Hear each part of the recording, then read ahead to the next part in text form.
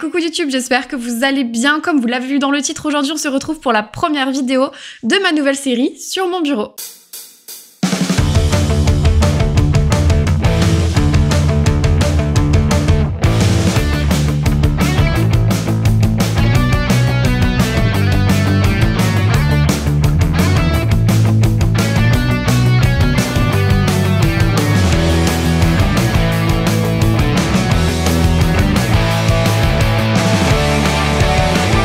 Si vous êtes abonné depuis longtemps à ma chaîne, vous avez déjà dû voir cette série de vidéos dans mes précédents appartements où je refaisais toute une pièce pour en faire mon bureau, mon studio YouTube, ma craft room. C'est à chaque fois plusieurs utilisations et à chaque fois je commence ces séries par un petit mood board pour vous donner un petit peu mes idées de départ de ce que je veux faire dans cette pièce. Surtout qu'aujourd'hui je vais vous emmener faire la petite visite, mais j'ai dans cette nouvelle maison une pièce de 25 mètres... Ah, j'en bug tellement. Surtout que dans cette nouvelle maison, j'ai une pièce de 25 mètres carrés pour pouvoir faire donc mon bureau, ma craft room, mon studio YouTube. Il va y avoir plein d'espaces dédiés à mes différentes activités. J'ai beaucoup trop hâte de vous montrer tout ça. Et on commence tout de suite, je vous emmène pour la visite. Alors attention, la pièce était vide pendant la visite, donc le son est très mauvais. Ça résonne énormément, donc si vous avez des écouteurs, baissez un petit peu le son. On est parti pour la visite. Vendredi 19 avril, premier jour des travaux. Donc là, ça résonne parce que la pièce est entièrement vide. C'est la première fois, je crois, que je vous montre la pièce en entier ici sur YouTube.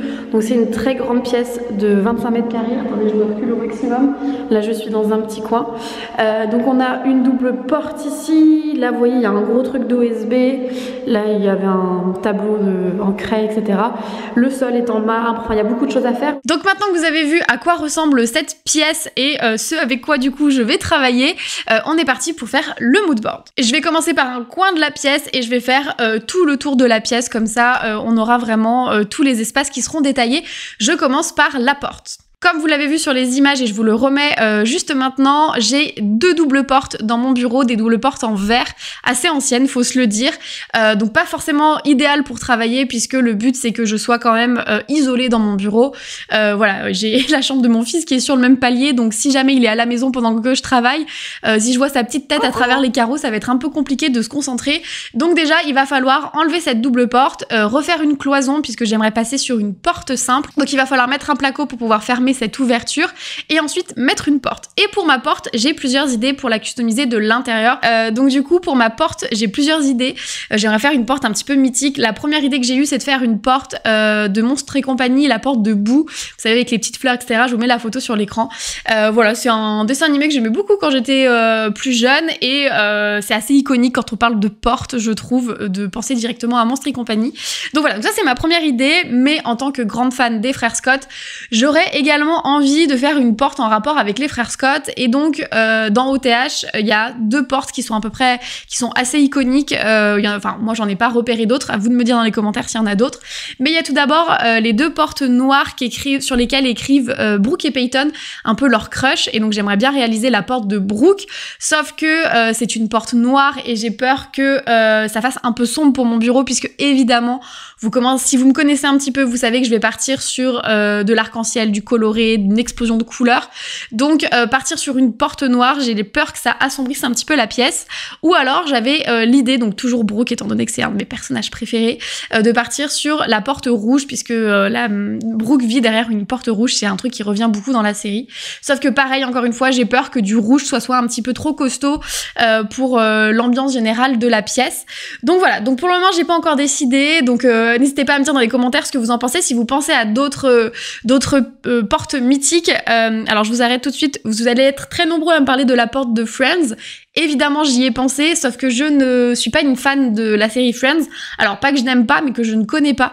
J'ai jamais regardé cette série, j'ai vu 2-3 épisodes par-ci par-là. Donc, du coup, je peux pas faire la porte de Friends juste pour surfer sur la tendance. Voilà, parce que ça va faire bien sur les réseaux sociaux. Je veux quand même un truc qui me plaît, donc je ne peux pas aller sur la porte de Friends. Mais n'hésitez pas si vous avez d'autres propositions. On continue, du coup, dans la pièce et on arrive dans cet espace, l'espace où je suis assise actuellement. Donc, derrière moi, on a un grand mur vide. Donc, sur ce mur vide, j'aimerais mettre une sorte de bibliothèque. Donc j'ai plusieurs photos d'inspiration, soit une bibliothèque qui fasse tout le mur. Je sais pas si vous suivez par exemple Rachel Martineau qui, lorsqu'elle a fait la rénovation de studio qu'elle possède, elle a fait des espèces de bibliothèques avec des arches que j'ai trouvé super jolies en rose fluo. trop beau. Donc j'ai cette possibilité là de faire une grande bibliothèque sur tout le mur derrière moi, donc ce qui donnerait de la couleur, puisque actuellement tout est blanc dans mon bureau étant donné que j'ai commencé les travaux il y a 2 mois à peine. Je suis pas encore dans l'étape de la décoration, comme vous pouvez le voir, c'est assez vite derrière moi. Donc derrière moi, mettre une grande bibliothèque colorée. Et d'un autre côté, je me dis que c'est peut-être le seul mur sur lequel j'ai l'occasion d'afficher des affiches, ou dans mon ancien bureau, j'avais des espèces de petites étagères sur lesquelles j'avais posé plein de cadres.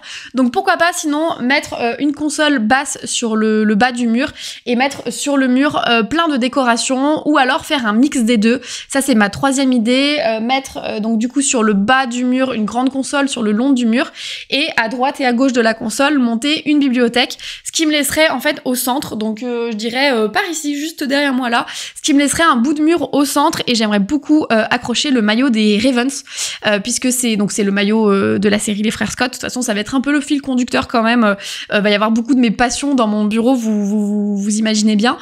C'est un maillot que j'ai eu l'occasion de faire dédicacer par beaucoup d'acteurs et d'actrices de la série, et il est pour le moment dans une housse dans mon placard. J'ai jamais eu l'occasion de l'accrocher, j'aimerais beaucoup l'accrocher, donc pourquoi pas faire ça de ce côté. Vous le voyez, ça je l'ai déjà installé, vous le verrez dans les vlogs. Sur ma gauche, sur ce bout de mur à côté de la fenêtre, j'ai remis, je pense que vous le voyez, le plexiglas qu'il y avait dans l'ancien bureau. Je l'ai juste changé de sens, puisque dans mon ancien bureau il était sur l'horizontale, et j'avais fait du coup un espèce de calendrier pour m'organiser. Là cette fois-ci je l'ai mis à la verticale. J'ai pas encore fait le do it yourself, je l'ai juste accroché, j'ai pas encore fait toutes les lignes, etc. Donc vous verrez ça dans les prochaines vidéos. Mais du coup de ce côté-là, j'ai une partie un petit peu organisation de travail, puisque vous l'aurez compris, je suis assise à mon bureau. Sur la gauche, je souhaitais avoir un bureau en L. C'est quelque chose que j'avais déjà dans l'ancien bureau qui me plaisait énormément. Donc j'ai décidé de refaire un bureau en L dans cette pièce. Alors là pour le moment, j'ai réutilisé ce que j'avais dans l'ancien bureau. Peut-être que ça sera amélioré. Vous le verrez dans les vlogs aujourd'hui. Même moi, je ne sais pas encore ce que ça va donner. Donc voilà, donc vraiment là j'ai une première partie bureau juste ici qui va jusqu'à la fenêtre, et ensuite une autre planche qui longe tout le mur jusqu'à la gauche, jusqu'à l'autre coin de la pièce, avant d'arriver sur la partie balcon. Petite pause dans la vidéo avant que je continue à faire le tour. Il y a une chose dont j'ai pas parlé qui est quand même assez essentielle, ça va être déjà la structure de la pièce.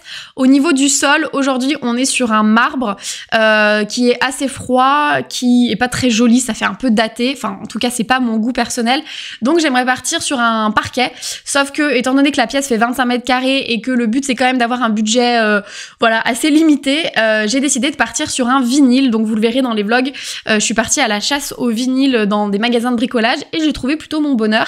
Et pour ajouter dès maintenant un petit peu de couleur, j'ai eu l'idée de faire mes plinthes en couleur, donc vous verrez le choix de la couleur dans les prochaines vidéos qui arriveront d'ailleurs dans moins de 15 jours, puisque le but c'est de vous poster une vidéo bureau tous les 15 jours. Donc voilà, là c'est le coup d'envoi. À partir de maintenant, la série bureau est lancée. Donc voilà, donc j'ai mis un petit peu de couleur sur mes plinthes, et j'hésite également à mettre de la couleur sur les boiseries. Pour le moment, les boiseries sont encore brutes. Je les avais bien poncées pour avoir une base selon ce que je voulais faire par la suite. Vous le verrez encore une fois dans les vlogs. Mais la question se pose sur est-ce que je peins également les boiseries des fenêtres de la même couleur des plinthes. Vous me direz ça dans les prochains vlogs. Voilà, je vous mets encore une fois, des photos d'inspiration sur l'écran. Évidemment, Pinterest a été mon grand ami pour faire ce moodboard de bureau. Allez, on continue dans la pièce. Donc, si je continue à faire le tour de la pièce, on se retrouve sur un pan de mur qui est entre une fenêtre et le balcon. Ce pan de mur là est un pan de mur qui est tout le temps à l'ombre. Le soleil ne vient jamais taper sur ce côté de mur là.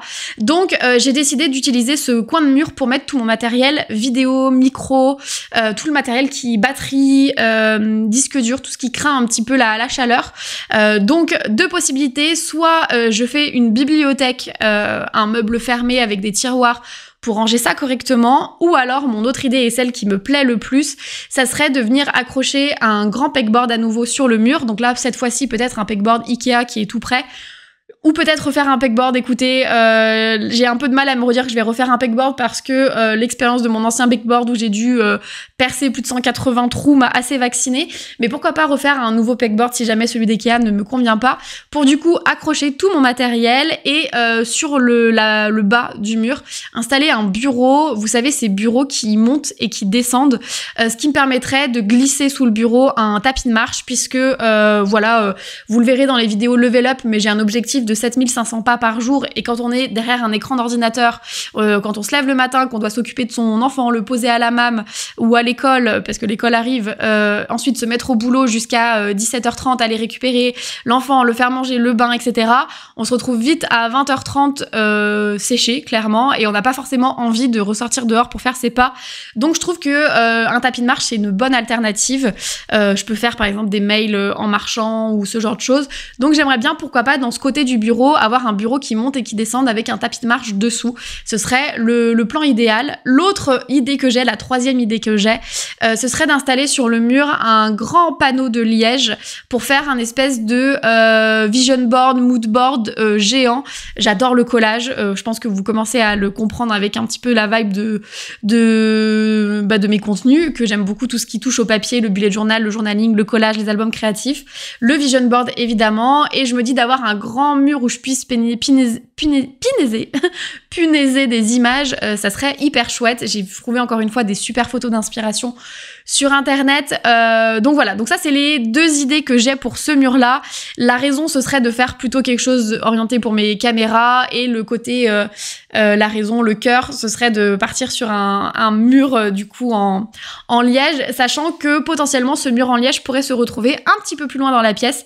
Donc je continue le tour de ma pièce. On a avant l'angle de la pièce, on a encore une fois au fond de la pièce à droite un petit angle de mur. Et je me dis pourquoi pas l'utiliser pour mettre justement ce panneau de liège à cet endroit-là. Donc je garde l'idée si jamais je pars sur les caméras pour cette partie-là. On continue donc sur le mur de droite quand on rentre dans la pièce. Ce mur de droite, c'est déjà acté. C'est là où je vais remettre du coup mon pegboard. Évidemment, mon pegboard revient. Donc le pegboard, vous savez, c'est la grande planche en bois qui fait 2 mètres sur 1 mètre, il me semble. Non, elle fait beaucoup plus. Elle fait 2 mètres sur 4 mètres. Il y a 180 trous à l'intérieur. C'est modulable avec des étagères et ça me permet de ranger tout mon matériel créatif. En fait, sur ce coin de mur, on va retrouver exactement ce qu'il y avait dans mon ancien bureau. Donc, c'est-à-dire en haut, mon pegboard et juste en dessous, ma colonne de meubles Ikea, les Besta, je crois que ça s'appelle. C'est vraiment une colonne de meubles sur la longueur qui me permettait de ranger pas mal de choses, puisque sur la droite de mon bureau, ce sera le côté créatif, c'est-à-dire le côté où je range tout mon matériel créatif, où je peux filmer mes vidéos créatives, où il y aura mes lumières, etc. Vraiment, on a le bureau qui est scindé en deux. À gauche, la partie plutôt administrative et à droite, la partie plutôt créative. Donc, on va remettre ce pegboard sur le mur. Et devant ce pegboard, j'aimerais créer un îlot central avec des meubles Kallax. Ça, c'est un do-it-yourself qu'on voit très régulièrement sur Pinterest. Donc, moi, j'aimerais assembler 2 gros meubles Kallax, donc les mettre sur une planche, les mettre sur des roulettes et mettre par-dessus un plan de travail qui me permettrait du coup d'avoir, que je dise pas de bêtises, 4 et 4, 8 et 8, 16 cases de rangement supplémentaires. Plus des accessoires sur les côtés, on peut rajouter des petits crochets, enfin il y a vraiment beaucoup d'inspiration de ce côté-là sur Pinterest. D'ailleurs, en parlant de Pinterest, je me suis fait un tableau bureau créatif que je vous mettrai dans la barre d'infos. Dans ce tableau, vous avez plein de sous-tableaux avec justement tous ces coins de pièces dont je vous parle. Donc si jamais vous voulez voir toutes mes inspirations photos, n'hésitez pas, le lien sera en barre d'infos. Donc voilà, donc j'aimerais beaucoup faire cet îlot central sur roulette qui me permettrait potentiellement de le ranger, de le pousser quand j'ai besoin d'avoir de la place dans le bureau, voilà, d'être debout pour pouvoir filmer mes contenus. Donc voilà pour l'espace du fond avec l'îlot, le grand pegboard au fond du bureau, et on passe sur le dernier pan de mur. Le pan de mur un petit peu mystère puisque actuellement il y a un gros OSB, des grosses planches de bois qui sont sur le mur. On voit également une trappe au plafond puisque avant il y avait une cheminée dans le coin de cette pièce. Donc la cheminée a été retirée avant qu'on achète la maison, ça fait un petit moment qu'elle est retirée, mais du coup le conduit de cheminée avait juste été bloqué avec une planche mise comme ça. On va bien sûr améliorer ça, refaire un plafond correctement, enlever du coup cet OSB, découvrir ce qu'il y a derrière, voir si c'est une mauvaise surprise ou une bonne surprise, monter potentiellement une nouvelle cloison. Et donc du coup sur ce côté du mur, j'aimerais mettre des grands rangements. Donc c'est les rangements Ivar de chez Ikea, les rangements qui sont généralement utilisés pour pas les buanderies, les garde-manger. Enfin en tout cas sur le site internet d'Ikea, c'est comme ça qu'ils les utilisent en majorité. Donc c'est des grosses étagères en bois modulables. Donc j'aimerais en mettre sur tout le mur, vraiment pour avoir un maximum de rangement, pour pouvoir mettre tous mes caisses de loisirs créatifs. Donc là, il y aura un gros travail d'organisation et de tri. J'ai trop hâte de vous montrer ça. Voilà, donc il y aura ce gros meuble-là. Et j'ai repéré quelques photos sur Pinterest de ce meuble qui était peint. Et je me pose la question, du coup, de faire une continuité dans les plaintes et de peindre également ce meuble en couleur pour donner de la couleur. Donc là, vraiment, ce sera le stockage. Donc le stockage, par exemple, des produits de mes clients, dont je m'occupe des réseaux sociaux et de l'influence. Et également le stockage de toutes mes affaires de loisirs créatifs, donc tout mon matériel, ce qui va me permettre aussi de pouvoir faire plus de tutoriels, plus de do-it-yourself, puisque ce que je me suis rendu compte au fil des années, c'est que si le matériel est caché, j'ai pas le réflexe de l'utiliser, et donc du coup souvent je ne l'utilise pas. Donc là le but c'est vraiment d'avoir tout en visuel pour savoir où est chaque chose, que chaque chose ait une place, que voilà, le bordel il y en aura toujours puisque je suis quelqu'un de bordélique, mais le but ce serait que le rangement soit plus efficace puisque je sais où chaque chose va aller dans le bureau. Ce qui me manquait dans l'ancien bureau, c'était une place pour chaque élément, et donc c'est pour ça que c'était souvent en bazar.